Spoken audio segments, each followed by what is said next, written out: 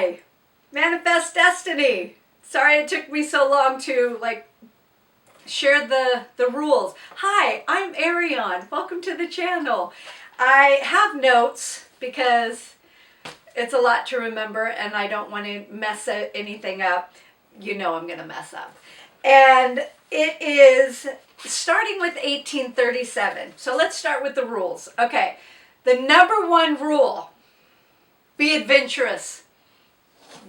Be adventurous. Go out and find out what you want to learn, read about. You don't even have to go in sequential order of years, etc. Victorian era in the United States, 1837. She came into power, Victoria came into power in June, I think. If you have a book that you want to read that starts as something happens in January of 1837, by all means, do it. Okay, so guidelines. Guidelines.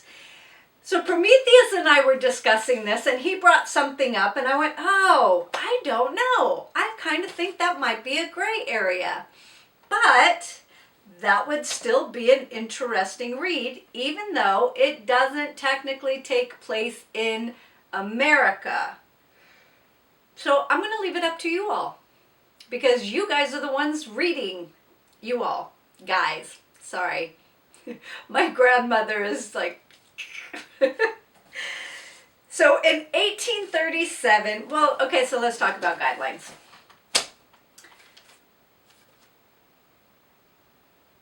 If an author has written a book between 1837 and, 1901, feel free to read it. If you are reading a book that is outside of that time period, but the author lived in that time period, it's open. It's free game. Read it. You can see my guidelines are pretty loosey-goosey, right? So somebody had mentioned, oh no, I can't read this book because the book was written, I think it was after 1901, but the author lived in that time period. So as far as I'm concerned, it counts. It counts. It counts. Now, something that Prometheus had mentioned was, what about the Boxer Rebellion?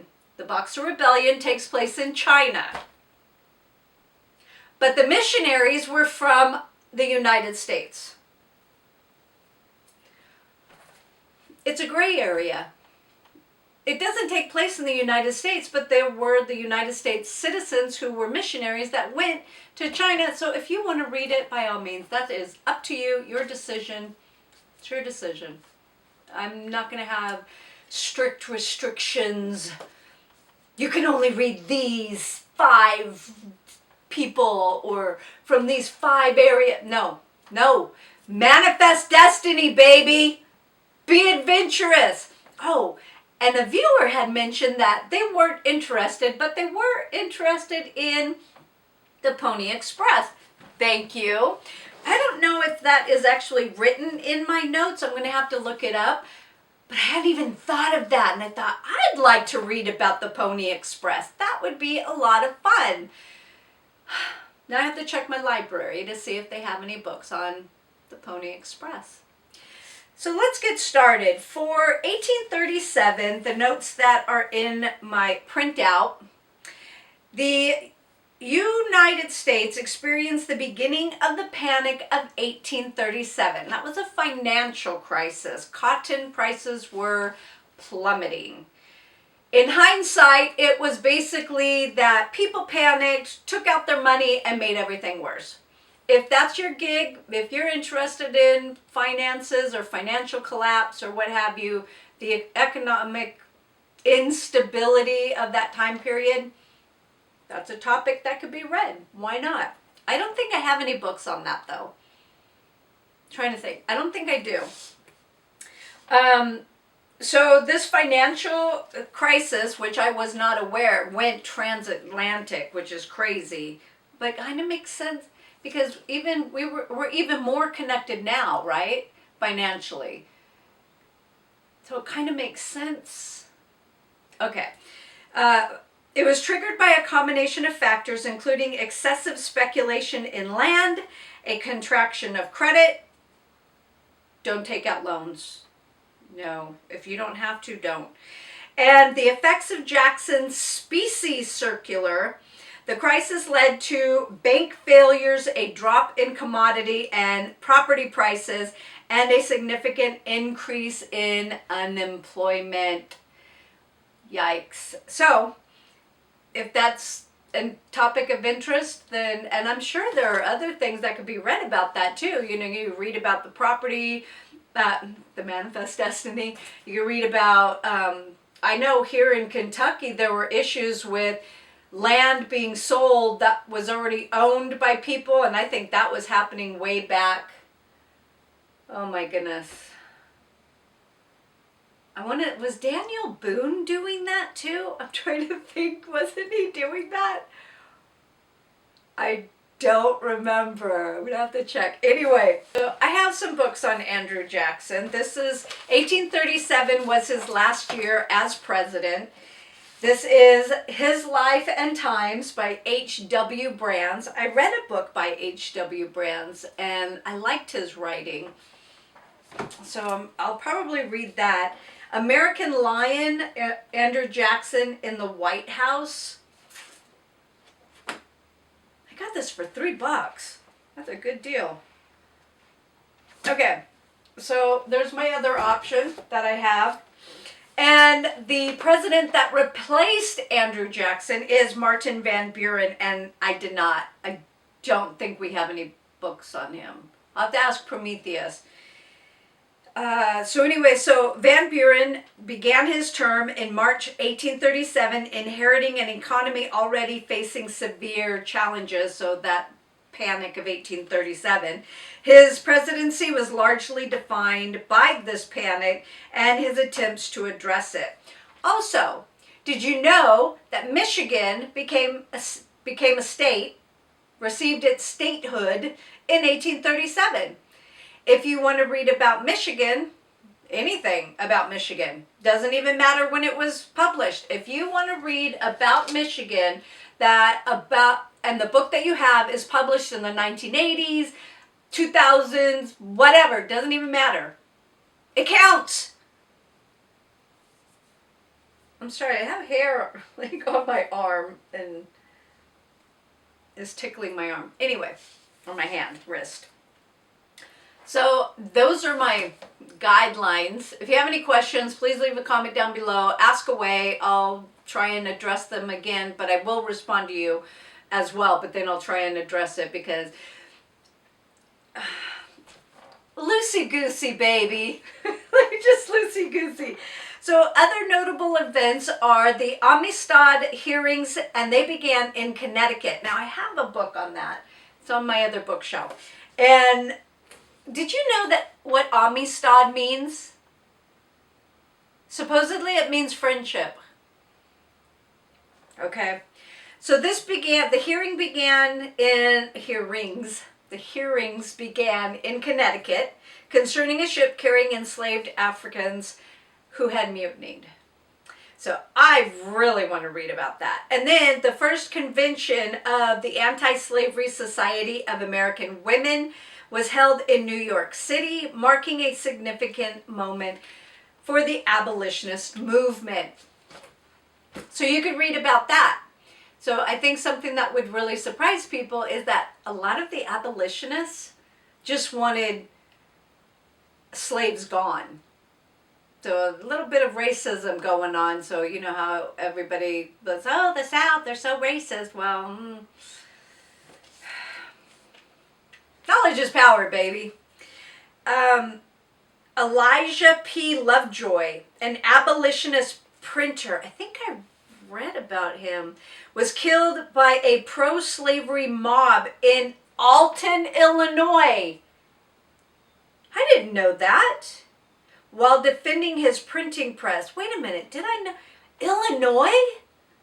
Illinois. Did you all know this? Okay. Again, the whole North and South business. I want to say I've read about Lovejoy in another book, but maybe I'm confusing him with somebody from Connecticut. Okay, if you are familiar with this, the incident, the state, the printer, the abolitionist, let me know. Let me know. I'm going to have to look it up. So Mary Lyon, or Lyon, Lyon, so I'm not sure how it's pronounced. In France, it's Lyon. Founded Mount Holyoke Female Seminary, which would later become Mount Holyoke College. So you can read about that. So you can read about Mary Lyon, or you can read about the college, or you can read about female seminaries, or you can read about, totally off topic, you can read about female colleges, because my great-grandmother went to a female college. This was after, I'm trying to think what time period it would have been. And it was in Ohio. Very cool. John Deere began his agricultural implement manufacturing business, which would become a major industry. So if you wanted to read about John Deere, and it happens to be more recent, it counts. If you want to read about the actual person who started it, John Deere, okay. So also something that someone had mentioned, and she wanted to read books on the Trail of Tears, and I said, yes, I want to as well. She didn't have a specific, I don't know if you want me to call you out, so let me know. I'm going to keep you private for now.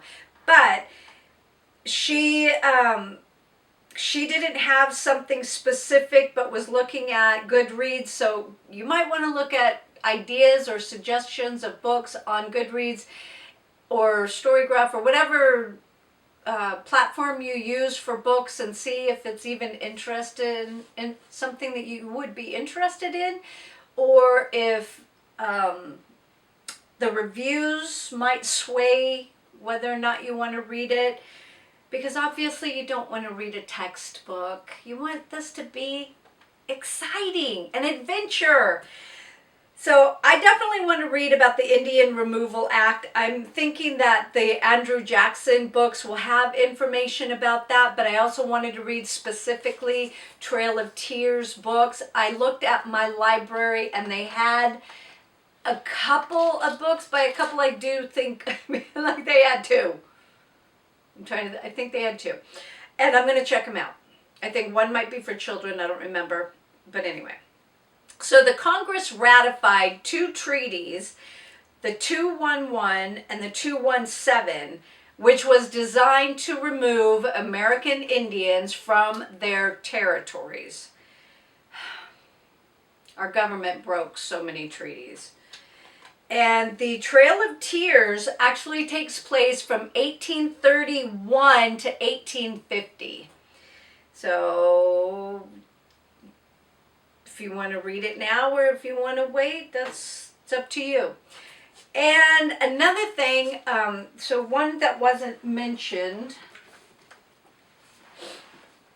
authors. I mentioned in another video a whole bunch of authors. Just Google United States authors, and I would recommend doing each year individually, because if you do the whole Victorian era years, Google or the websites, web pages, the World Wide Web gives you Victorian era, Victorian England authors, and it's very frustrating. So I have a book on Ralph Waldo Emerson, and one of the books or essays that he wrote is The American Scholar, and it was published August 31st, 1837. So I have this little book, and it was copyrighted 100 years later. Isn't that just Jim Dandy? Anyways, there are a whole bunch of different short stories or essays in here. The one I have read by him is not in here, and I don't know when it was published, but it's called All right, I don't know if you all can see that. It's called Education or On Education. I really liked that. And I was surprised at his concern about education. Even then. That's crazy. Also, art. So if you want, and I'll try and put pictures, if you want to read a book about an artist of that time period in the United States or an artist, so for instance, and this is kind of a gray area, he doesn't count because this is earlier, I think. I'll have to check. His name is Hiram Powers. And he was a sculptor, and he did sculptures for the United States government, for like the White House, I think. But then he moved to Italy. If you wanted to read about his time in Italy, it's a gray area. It counts if you think it counts. I will try to find artists specifically for 1837 and put pictures up and their names. That way it can spark some ideas. So I will try to do each year in its separate video discussing the rules and very loosey-goosey guidelines for Manifest Destiny, so that people can say, yeah, 1837 really doesn't do a thing for me, but maybe 1838 will, or 1839, or, you know what I'm saying? This way you have more options, and you don't have to watch a super long video. You could just watch a video for each year and say, yes, that's my year. Or, no, I'm not finding anything. And you know what? You don't have to go in order. If you want to start with 1901 or 1860, if you want to start with the Civil War, by all means. There's one rule. One rule. What's that one rule?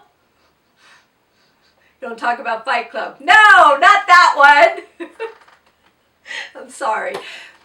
Number one rule. It's an adventure. Have fun. Thank you very much for joining me. I hope you guys decide to participate. I hope that this is a lot of fun, because that's the whole reason why I wanted to do this and kind of branch out from England Victorian reading and the rules. One rule. Anyway, thank you very much. Hope to talk to you in the comment section, and have a great day. Bye.